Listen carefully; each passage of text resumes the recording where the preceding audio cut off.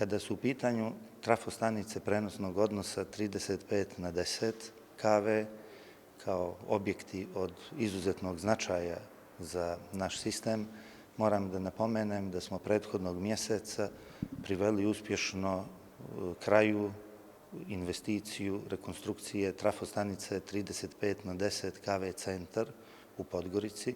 To je objekat koji se nalazi u dijelu grada preko Morače, od kojeg će benefite imati konzumno područje tog dijela grada. Takođe, ove godine smo intenzivno radili na pripremama za izgradnju buduće trafostanice 35/10 kV Duklo u Nikšiću. Sproveli smo sve neophodne procedure i putem javnih oglasa pribavili budućeg partnera koji će radove izvesti po sistemu ključ u ruke. Kada je u pitanju budući period i dalji razvoj, imamo planove da u skladu sa usvojenim planovima investicija realizujemo veliki broj investicionih objekata, a ovom prilikom ću izdvojiti najbitnije upravo objekte 35/10 trafostanice koji su izuzetno važne napojne tačke za naš sistem.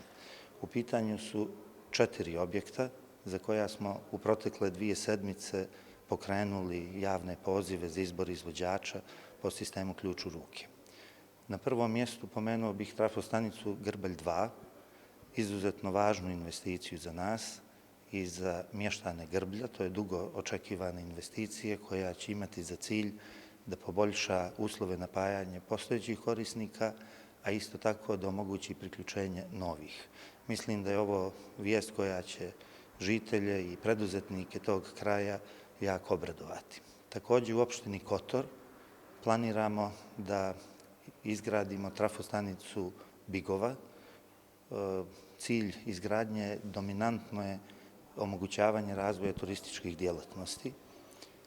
Sa istim ciljem ćemo graditi i trafostanicu 3 Krsta u Tivtu na području Luštice i 4. od planiranih trafostanica će biti trafostanica Volođa u Pljevljima, koja se gradi zbog dotrajalosti postojeće, koja je u takvom stanju da nije bilo moguće čak i ni rekonstruisati.